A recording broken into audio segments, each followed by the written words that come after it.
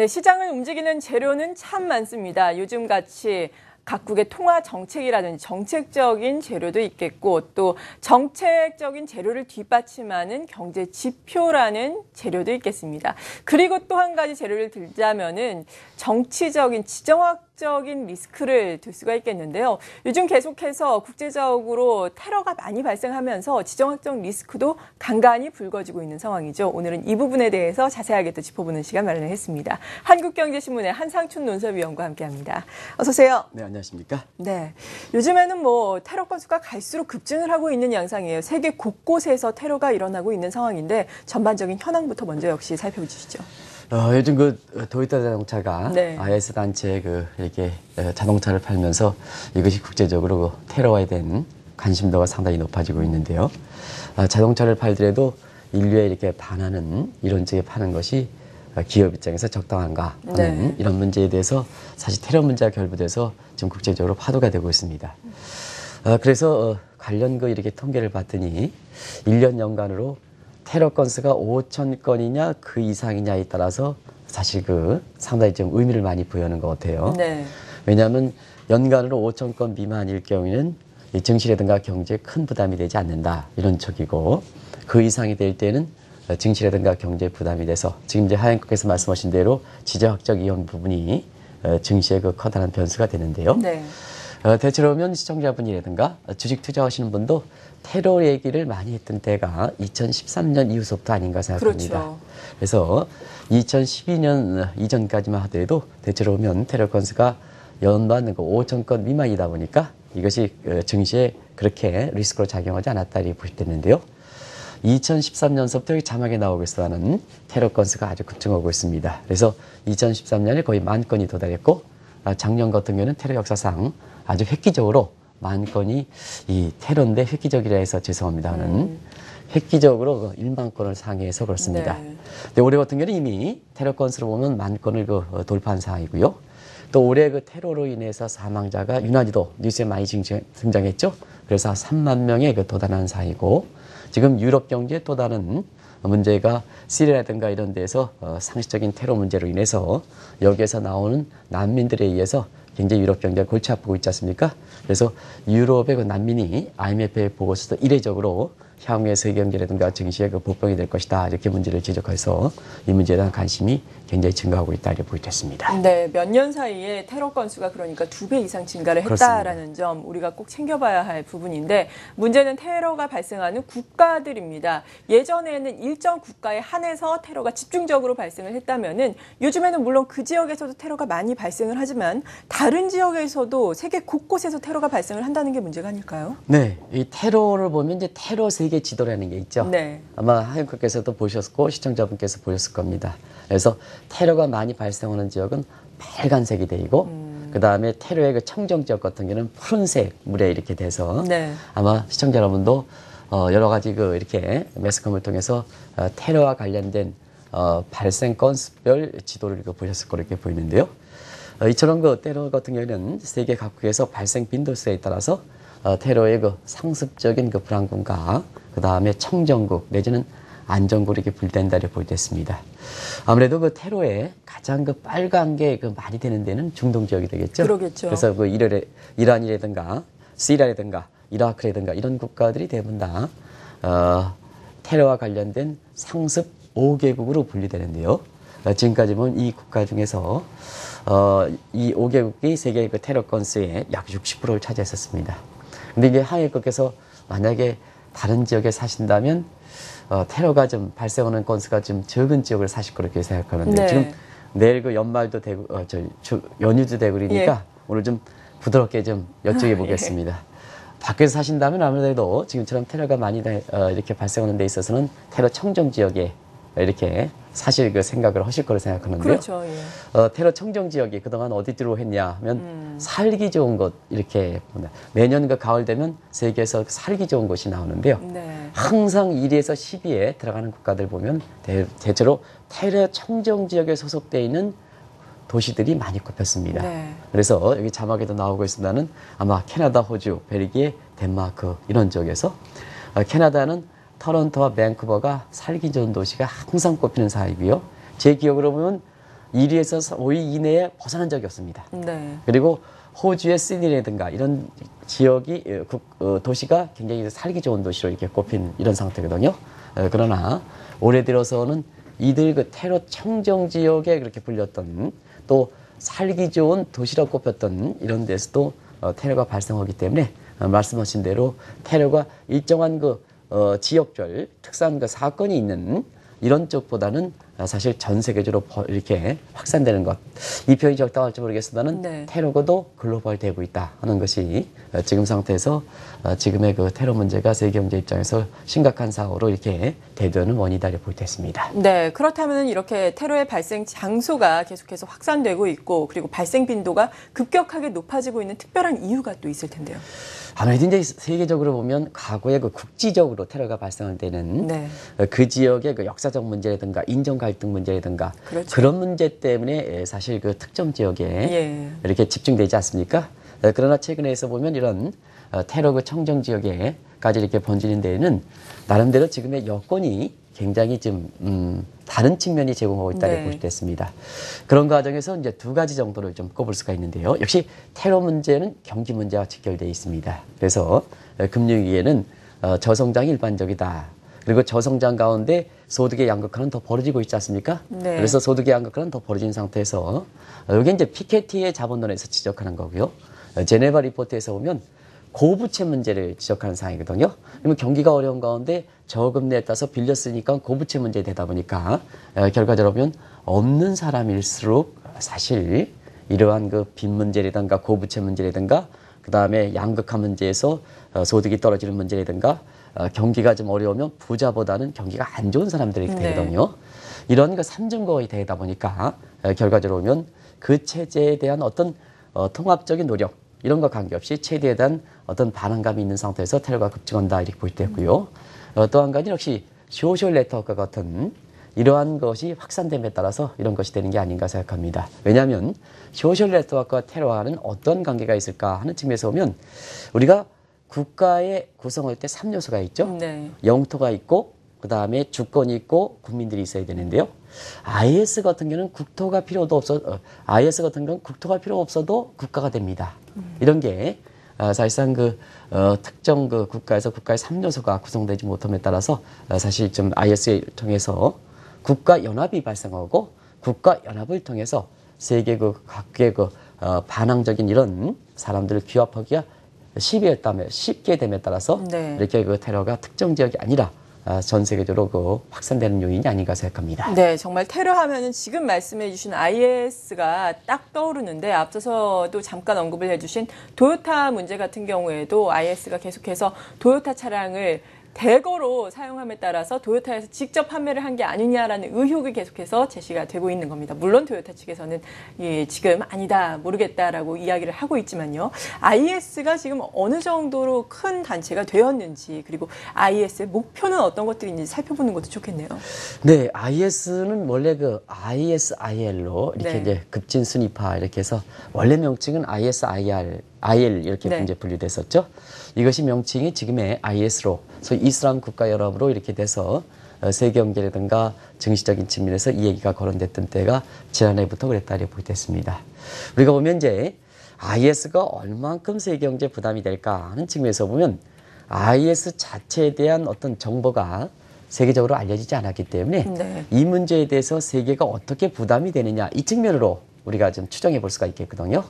그렇다 본다면 이 IS를 반대하기 위해서 또 IS를 침몰시키기 위해서 지금 전 세계적으로 보면 62개국이 이렇게 된다고 이렇게 본다면 결과적으로 여기에 참여했다는 것은 그 IS 문제를 위해서 직간접적으로 영향을 받기 때문에 IS 타파에 의해서 나서는 거 아니겠습니까? 그런 측면에서 보면 지금 IS는 특정 국가에 예를 들어서 레반트 지역의 이슬람 국가 건설을 좀 목표로 한다. 이런 차원에 지나서 지금 전 세계 문제가 되고 있다 이렇게 볼 때 있습니다. 그만큼 네. 앞서 말씀드린 같이 각국들의 이 IS가 직간접적으로 영향을 미치는 상태에서 이제는 경제라든가 그 국민들의 그 경제 생활이라든가 이런 쪽에 다양하게 영향을 미치는 상태에서 이렇게 참여 국가가 다시 말하면 IS를 방지하기 위한 이런 참여 국가가 가면 갈수록 좀 확대되지 않겠냐 이렇게 보고 있고요. 지난달에 유엔 총회에서도 이런 문제에 대해서 사실상 세계 경제라든가 이런 측면이 이런 문제가 정리되지 않을 때는 세계 경제가 안정적으로 가기는 힘들지 않겠느냐. 그래서 이런 것을 좀 페테일 리스크라 이런 꼽지 않습니까? 우리가 이제 페테일 리스크는 시청자분들 좀 아실 거라고 생각합니다. 우리가 이제 전기부포상에서 보면 사실 양쪽 꼬리 부분은 그거는 발생 빈도수가 적기 때문에 그 테일 리스크다 해서 보통 기업의 그 대책에서 보면 또 세계 유엔 대책에서 보면 그걸 버렸던 부분이거든요. 네. 왜냐하면 모든 그 대책이라는 것은 거기에 들어가는 비용이 있고 여기에 따라서 효과는 코스트 베네핏 분석에 의해서 사실상 양쪽 전기부포의 꼬리 같은 경우에는 발생 빈도수가 적기 때문에 이것을 비용을 들여가서 하는 것보다는 효과적인 측면에서는 이게 버리는 것이 낫었거든요. 근데 이런 IS 이런 테러 문제가 지금은 발생 빈도수가 상당히 높다는 얘기입니다. 소위 테일 리스크에서 살쪘다는 얘기입니다. 살쪘다는 얘기입니다. 그러다 보니까 뭐냐, 이제는 어쩔 수 없이 세계 경찰 규격에 해당되는 유엔이라든가 그다음에 IMF라든가 이런 데서 대응할 수밖에 없는 이런 상황이 됐다.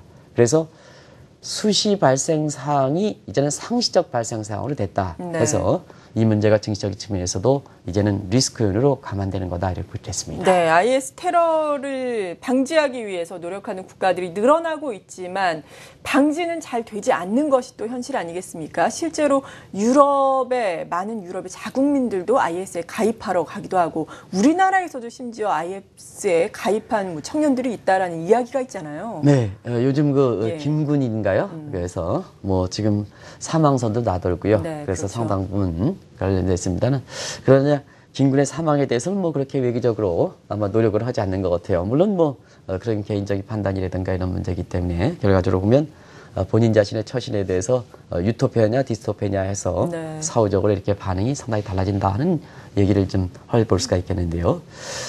이렇게 이 IS 문제라든가 이런 문제에 대해서 사실 우리가 이제 꼽아야 될 것은 지금 이 문제에 관련해서 얼만큼 이렇게 번창할 수 있을까 하는 네. 이런 측면에서 우리가 사실 재원 조달이든가 이런 측면을 한번 생각해 보거든요. 그런 측면을 다른 각도에서 좀 보겠습니다. 왜 이렇게 IS 문제가 정리가 되지 않을까 하는 측면에서는 예. 일단 대응적인 측면에서는 과거보다는 좀 많이 대응하기 좀 어려운 사회가 아닌가. 왜냐하면 소셜 네트워크라든가 이런 측면에서 보면 상당 부분 네트워크과 심리적 효과 때문에 그렇죠. 이런 김군이라든가 이런 사람들 것처럼 쉽게 영합할 수 있다는 이런 측면이고 또 지금의 그 세계 경제 입장에서 보면 청년 실업 문제라든가 이런 것이 사실상 본인 자신이 아무리 노력하더라도 우리 젊은 사람에 대해서는 사실 기성세대는 반감적인 측면에서 뭐 3포 인생이라든가 5포 인생 이런 얘기 나오지 않습니까? 네. 이런 것이 지난번에도 한번 우리가 이제 외신에서 많이 다뤘던 얘기가 아마 하영국께서도 감정이 있었으면 그때 당시에 그 장면을 보고 눈물을 흘리셨을 거라 생각하는데요. 왜냐하면 기성세대 같은 경우에는 뭐 이렇게 해서 내 일자리를 위해서 계속해서 그 서울 지역의 거리에서 이렇게 하는데 자 청년 같은 경우에는 네. 내 일자리를 위해서 우리 삼촌들 내 일자리를 좀 내달라 하는 그 장면이 있었지 않습니까? 근데 저희들이 그 언론에 종사하는 입장에서 보면 한국 사회에 이렇게 어떻게 보면 단면을 보여주는 거기 때문에 좀 그걸 보도를 좀 자제하고 했었습니다는 외신 같은 경우는 한국 경제 단면을 보기 때문에 굉장히 그걸 크게 다뤘거든요. 예. 그런 측면에서 보면 저희 같은 사람이나 이런 사람들 같은 경우는 그 장면을 보고 굉장히 눈물이 났거든요. 그러다 보니까 기존의 그 체제 여부 방식 그런 사람들이 많이 참여한다는 얘기입니다. 네. IS라든가 이런 정보에 네. 의해서 쉽게 접근하다 보니까 이런 측면에서 사실상 볼 수가 있는 측면이고요. 또 한 가지는 62개국 참여한다고 얘기했지만 실제적으로 얼만큼 재원이라든가 이런 측면에서 효과적으로 하느냐 하는 측면에서 보면 지금은 세계적으로 그 테러라든가 이런 것을 보면 사실 공조 채널이 가장 중요하지 않습니까? 네. 그런 측면에서 지금은 실질적으로 합의는 해놓다 하더라도 행동에 잘 안 쓸 때는 최 부총리께서도 그렇게 했습니다. 나토 문제 말만 있고 행동을 하지 않는 나토 문제가 테러 방지 관련해서 가장 그렇게 많이 이렇게 각국들이 보여주는 자세이기 때문에 사실 실질적으로 행동에 나서지 않는다는 문제가 있거든요. 네. 왜냐 이기주의 위기주의 국수주의 때문에 이런 것이 돼서 지금 이런 문제와 관련해서 효과적으로 지금 그렇게 IS 격퇴라든가 이런 데 실질적인 효과를 보지 못하고 있다 이렇게 보겠습니다. 네. IS 지금 앞서서도 우리가 짚어본 것처럼 많은 용병들을 또 다루고 있고 뭐 도요타에서 자동차를 조달할 정도로 또 그 들어가는 비용도 어마어마할 텐데 이러한 비용은 어떻게 조달하고 있는 걸까요? 우리가 보면 이제 이 이슬람 국가연합 예. IS는 국가가 아니죠. 그렇죠. 국가가 아니기 때문에 조세가 없습니다. 국가를 유지할 때 가장 중요한 게 조세이지 않습니까? 네. 근데 조세가 없는데도 불구하고 용병이 지금 2만 명이 넘고 도요타라든가 이런 그 자동차를 그 매입하기 위해서는 굉장히 비용이 많이 들어갈 거라고 보이고 또 세계 그 젊은 사람들을 이끌기 위해서는 최소한 중산층 이상의 아파트는 제공한다. 뭐 김군도 거기 간 데는 그것도 굉장히 큰 그래요. 영향을 미쳤다 예. 그래요. 근데 이런 이 중산층 이상의 생활을 보장하기 위해서는 사실상 그렇습니다. 그만큼 그 비용이 많이 들어갈 거로 이렇게 보이는데요. 이 비용 문제에 관련해서는 크게 두 가지 요인으로 이렇게 많이 네. 보고 있습니다. 하나는 원유 판매 대금으로 합니다.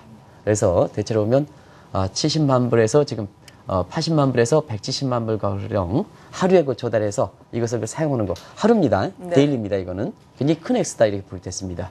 두 번째는 뭐 많이 아시겠습니다는 여러 가지 참수라든가 이런 걸 통해서 그렇죠. 각국들의 그 김군이면 우리나라 사람을 자극해서 몸값을 요구하는 이러세요. 이런 쪽으로 해서 굉장히 참수 같은 것도 극악무도하게 하지 않습니까? 그렇죠. 또 그래서 공개를 하잖아요. 그렇습니다. 그걸 소셜 네트워크를 통해서 공개를 하다 보니까 우리나라 언론들도 그것을 마치 보도 취급을 하다 보니까 이 어떻게 보면 IS의 전략에 말려 들어가는 감이 있거든요. 네. 그래서 국내 언론들도 저희들이 이걸 중계 보도하지 말자. IS의 이 몸값 요구에 대해서 국내 언론들이 그 들어가는 게 아니냐. 거기에 말려 들어가는 게 아니냐 해서 네. 이 문제를 보도를 안 했거든요. 나중에 사실만 얘기했지만 네. 이게 국내 언론뿐만 아니라 세계 언론도 그런 자세를 취했었거든요. 그러다 보니까 최근에 보면 사실 몸값 요구 이런 게 최근에 안 나오지 않습니까? 네, 그런 측면에서 그러네요. 관심을 놓다 보니까 최근에는 인류에서 뭐 수백 년, 수천 년의 역사를 있는 민족에 관계없이 민족 분정 관계없이 우리가 영구적으로 자산으로 우리 후손 세대에 남겨질 역시 문화 인류유산 같은 것을 서슴없이 파괴해서 거기에 따라서 한편에서는 IS에 대한 관심도 증대시키면서 너희들이 이것을 그 보장할 때는 높은 값을 지불해라. 네. 그런 이런 쪽으로 해서 재원 조달하는 모습이 이렇게 보이는데요. 아직까지는 이와 같은 문제가 좀 통해서 용병이라든가 이런 문제 끌어들이고 그다음에 무기라든가 이런 게 확 채우는 문제에 있어서 아직까지는 줄어들지 않고 있다 하는 이 측면이 상당부분 우리가 좀 여러 가지로 생각하게 하는 대목이다 이렇게 볼 때 있습니다. 네, 사태가 이렇다 보니까 뭐 미국 같은 경우에 뭐 수년 전에 테러와의 전쟁을 선포한 상태고 앞서서도 우리가 짚어본 것처럼 세계 각국이 테러를 방지하기 위해서 노력을 하고 있지만 또 문제는 많은 기관들에서 앞으로 이러한 테러가 계속해서 급증할 것이다라는 전망을 내놓고 있다는 점 아니겠습니까? 그 근거가 되는 사항은 구체적으로 어떤 게 있을까요? 상당히 유명한 학자들이 예. 테러가 앞으로 더 증가할 수밖에 없다 하는 이론적 근거를 내놓고 있거든요. 네. 그거 관련해서 테러와 관련된 이러한 그 전망과 관련돼서 우리가 이론적 그거를 각 교수들이 어떤 쪽의 원인을 제공할까 하는 것을 자막을 통해서 이 대목을 좀 시청자분과 같이 공부해 보겠습니다. 사실 앞으로 국제 테러는 계속해서 증가해서 국내 증시라든가 그 다음에 경제에 계속해서 부담이 될 것이다 하는 소위 패테일 리스크를 이렇게 지적하는 데에서는 한번 네. 보시기 바랍니다. 카로소 이탈리아 그 밀란에 대한 교수 같은 경우는 실업률과 비례한다. 그럼 실업률은 사실 앞으로 계속해서 증가할 거로 이렇게 보이기 때문에 자, 이론대로 한다면 테러가 이렇게 증가할 수밖에 없죠. 그리고 여기에 더 범위를 주론시켜서 다트머스의 골든스타인 교수 같은 경우는 청년 실업에 비례한다. 그러면 시청자 여러분한테 지금 청년 실업 문제가 어떻게 증가하고 있는지는 제가 굳이 말씀드리지 않겠습니다. 스페인 같은 경우는 청년 실업률이 지금 50%가 돌파하는 상황이거든요. 네. 그런 측면에서 지금처럼 증강 현실과 같은 소셜 네트워크 같은 경우는 사실상 청년물의 수학체계 법칙이 적용되기 때문에 고용 없는 경기 창출, 그 때문에 청년과 같은 이런 실업 문제가 급증할 수밖에 없는 상황이거든요. 그런 점이고, 그 다음에 슈나이더 리치대 교수는 지니 교수가 필요한다. 지니 교수는 소득의 불균등도를 얘기하지 않습니까? 네. 그러면 시간이 가면 갈수록 시청자 여러분 아무리 각국 정부가 노력한다. 그래도 소득의 불균등도는 굉장히 심해질 수밖에 없습니다. 이런 측면에서 지니 교수가 필요한다고 본다면 결국은 테러는 증가하는 게 아닌가 이렇게 보고 있거든요. 그래서 이 문제가 그렇게 우리가 테러 문제 같은 경우는 하나의 그 뉴스거리로 이렇게 될 수 있는 부분이 아니고 이제는 페테일 리스크가 돼서 양쪽 정규벌의 끝이 페테일 리스크에서 세계 경제에서 세계의 상시적인 이러한 그 고려서가 됐다 이렇게 볼 수 있습니다. 네. 그리고 사실 우리나라에 살고 있는 우리 국민들은 많이 실감을 못하고 있지만 우리나라가 세계에서 유일한 분단국 아니겠습니까? 이에 그렇습니다. 따라서 해외에서 보는 우리나라의 지정학적 리스크라든지 테러 위험은 우리가 느끼는 것보다 상당히 더 높다고 들었거든요. 마지막으로 이 부분에 대해서 짚어주시죠. 네. 그래서 아까 이제 하임께서 밖에서 사시면 어느 지역을 꼽을까 하는데요. 아, 예. 제가 질문을 좀 이렇게 하다가 답변을 하실 때 제가 안 했던, 말씀을 하시지 않도록 이렇게 얘기했던 것은 예. 상당히 곤란한 얼굴 표정이 짓는 것 같은 느낌을 좀 받아서 그래요. 지금 지금 말씀하신 대로 그런 문제입니다.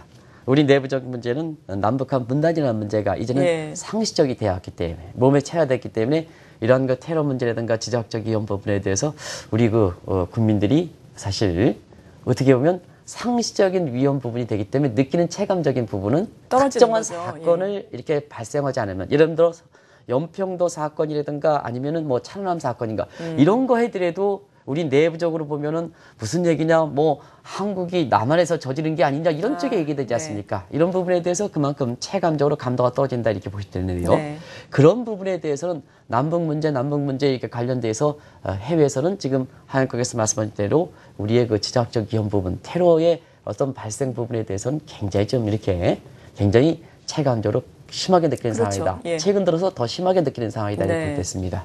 그런 것들에서 국내 증시에서도 비록 무디스라든가 이런 데에서 과거의 금융위기 이후에 새로운 평가체제에서 지정학적 위험보다는 경제적 위험이라서 거시경제 위험이라든가 산업이라든가 재무위험 비준 또 외화 유동성이라든가 재정의 건전성 문제 이 문제에 웨이트가 더 많이 돼서 경우에 따라서는 한국의 신용도 평가라든가 이런 측면에서 지정학적 위험이 비중이 떨어졌기 때문에 이 문제가 국내 증시라든가 국내 경기에서 그렇게 그렇게 감안할 필요가 없다 이런 생각이 들지 모르지만 그러나 해외에서 보는 시각은 상당히 다르다. 특히 최근에 들어서 상당히 다르다 이렇게 볼 수 있습니다.